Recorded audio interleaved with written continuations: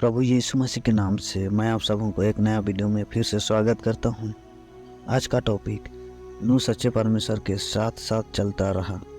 नूह एक चौड़ी सी लकड़ी पर बैठा अपनी कमर सीधी करता है। वह काफ़ी देर से एक बड़ा जहाज बनाने में लगा हुआ है और अब कुछ पल रुक कर आराम करता है। चारों तरफ गरम गरम तारकोल की गंध है और औजारों की आवाज़ गूंज रही है। नूह बैठकर उस जहाज पर नज़र दौड़ाता है।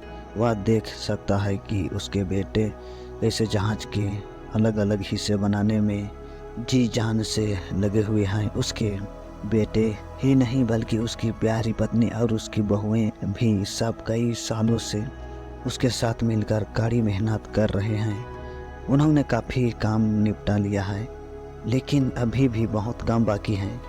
मगर आसपास के लोगों को लगता है कि नूह और उसके परिवार के लोग बेवकूफ़ हैं।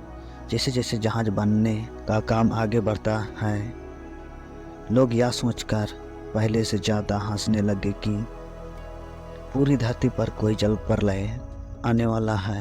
नूह जिस विपत्ति की चेतावनी देता आया है वह उन्हें एकदम बेतुका लगता है।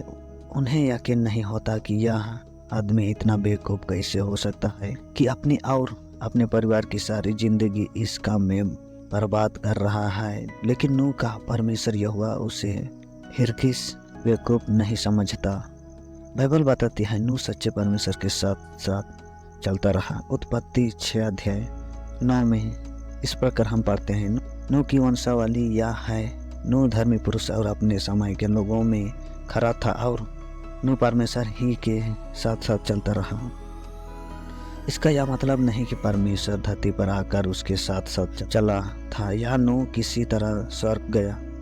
इसके बजाय नूह ने परमेश्वर की हर आज्ञा मानी और वह उससे बहुत प्यार करता था। यह ऐसा था मानो नूह और यहोवा दो दोस्तों की तरह साथ साथ चल रहे थे। नूह के समय से हजारों साल बाद बाइबल में लिखा गया कि उसने अपने विश्वास की वजह से दुनिया को सजा के लायक ठहराया। इब्रानियों 11 अध्याय 7 में हम पढ़ते हैं, विश्वास ही से नूह ने उन बातों के विषय में जो उस समय दिखाई ना पड़ती थी चेतावनी पाकर भक्ति के साथ अपने घराने के बचाव के लिए जहाज बनाया और उसके द्वारा उसने संसार को दोषी ठहराया और उस धर्म का वारिस हुआ जो विश्वास से होता है। यह उसने किसे किया? आज हम उसके विश्वास से क्या सीख सकते हैं? टेढ़ी दुनिया में एक सीधा इंसान। नूह ऐसी दुनिया में पला बड़ा जो बाद से बदतर होती जा रही थी। उसके परदादा हनोक के दिनों से ही दुनिया बुरी थी। हनोक भी एक नेक इंसान था जो परमेश्वर के साथ साथ चला था। उसने फैसला की थी कि वह दिन जरूर आएगा जब उस जमाने के बुरे लोगों को सजा दी जाएगी। अब नूह का जमाना आते आते बुराई और बढ़ गई। यहोवा की नज़र में दुनिया बिल्कुल बिगड़ चुकी थी क्योंकि हर तरफ खून खराबा हो रहा था।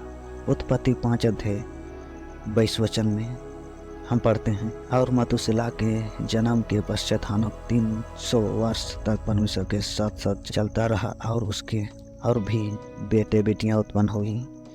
उस समय पृथ्वी परमेश्वर की दृष्टि में बिगड़ गई थी और उपद्रव से भर गई थी। उत्पत्ति का 6 अध्याय 11 वचन। आखिर किस वजह से दुनिया की ऐसी हालत हो गई थी? दरअसल स्वर्ग में परमेश्वर के कुछ बेटों यानी स्वर्गदूतों ने कुछ ऐसा किया जिसका अंजाम बहुत दुखदायी रहा। एक स्वर्गदूत ने तो बहुत पहले ही यहोवा से बगावत की थी। वह परमेश्वर को बदनाम करके और आदम और हव्वा को पाप में बहकाकर शैतान बन चुका था। नूह के दिनों में कुछ और स्वर्गदूत यहोवा की हुकूमत के खिलाफ बगावत करने लगे। परमेश्वर ने उन्हें स्वर्ग में जो काम दिया था उसे छोड़कर वे इंसानी रूप में धरती पर आ गए और उन्होंने सुंदर सुंदर औरतों को अपनी पत्नियां बना ली। वे स्वर्गदूत बहुत घमंडी और स्वार्थी थे और उनका इंसानों पर बहुत बुरा असर हुआ। उत्पत्ति 6 अध्याय 1 से लेकर 2 वचन तक मैं सबों के सामने पढ़ रहा हूँ। फिर जब मनुष्य भूमि के ऊपर बहुत बढ़ने लगे और उनके बेटियां उत्पन्न हुई तब परमेश्वर के पुत्रों ने मनुष्य की पुत्रियों को देखा कि वे सुंदर हैं, सो उन्होंने जिसको चाहा उनसे ब्याह कर लिया। इसके अलावा उन स्वर्गदूतों और औरतों से दोगली संतान पैदा हुई, जिन्हें बाइबल नफिलीम कहती है। नफिलीम का मतलब है गिराने वाले, यानी वे जो दूसरों को गिराते हैं। वे ऊंची कद काठी के बहुत ही ताकतवर और खूंखार थे। उन्होंने दुनिया को हिंसा और बुरे कामों से भर दिया।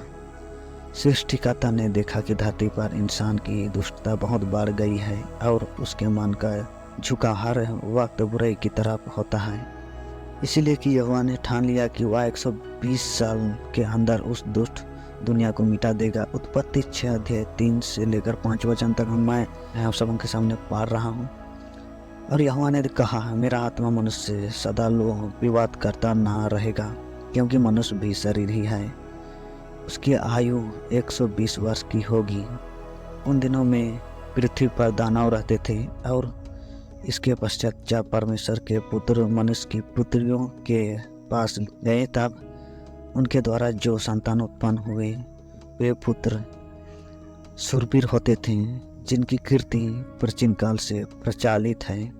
और यहोवा ने देखा कि मनुष्य की बुराई पृथ्वी पर बढ़ गई है और उनके मन के विचार में जो कुछ उत्पन्न होता है सो निरंतर बुरा ही होता है। क्या आप जानते हैं, नूह के दिनों में नूह ने पापों से मन फिराने के लिए कह रहा था, लेकिन उन लोगों ने नूह का प्रचार को मजाक में उड़ाने लगे और उसका अंजाम वे लोग जल प्रलय में नाश हो गए। आज के डेट में भी परमेश्वर ने अपने दास के द्वारा ये प्रचार करवा रहा है, मन फिराने के लिए कह रहा है और यीशु मसीह के नाम पर विश्वास कर और उद्धार पाओ।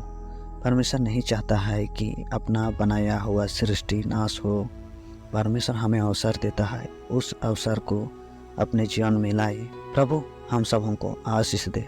सबको जय मसीह की।